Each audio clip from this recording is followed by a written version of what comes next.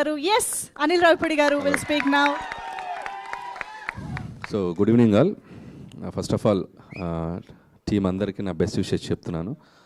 And నాకు బాగా exciting అనిపించింది టీజర్ చూసినప్పుడు. నేను ఈ మధ్య మొన్న టీంతో అనుకున్నాను, అంటే మీ అందరూ ఏ జనరేషన్ నుంచి వచ్చినా టీనేజ్ అందరికీ ఒకలాగే ఉంటుంది.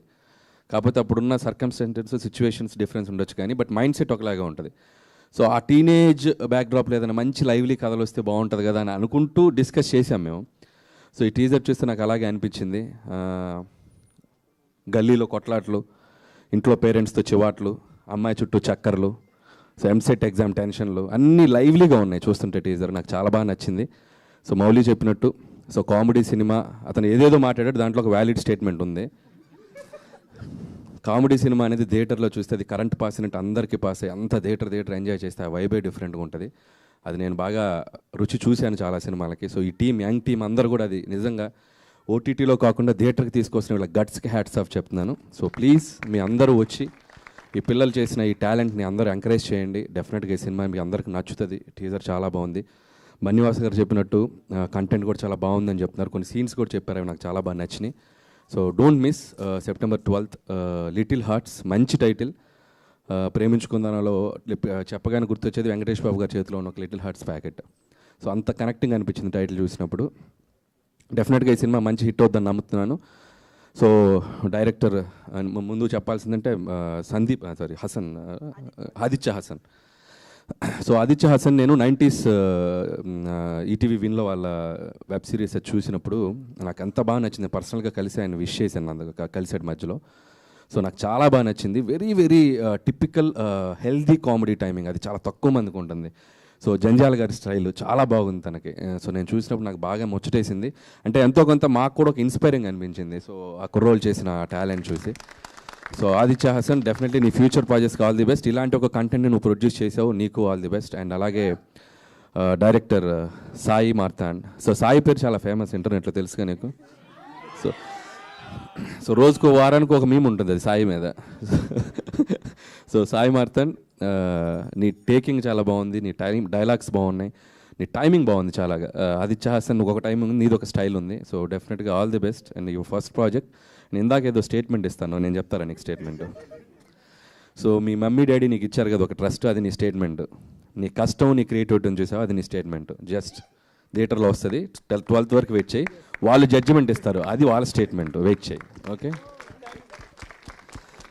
సో అలాగే మిగతా క్యాస్ట్ అండ్ క్రూ అందరికీ శివాని మోస్ట్ బిజియెస్ట్ గర్ల్ అంట చెప్తున్నారు. సో ఆల్ ది బెస్ట్ అమ్మా, తనకు కూడా విశేష చెప్తున్నాను. అలాగే రాజీవ్ గారు, సో మీరు ఇంతకంటే సెటిల్ అవ్వకండి. సో రాజీవ్ గారు చాలా మంచి వెర్సటైల్ ఆర్టిస్ట్ ఆయన. సో నేను ట్రైలర్లో చూశాను, ఇంకా సినిమాలో ఎంత ఉంటుందో ఐఎమ్ వెయిటింగ్ టు సీ.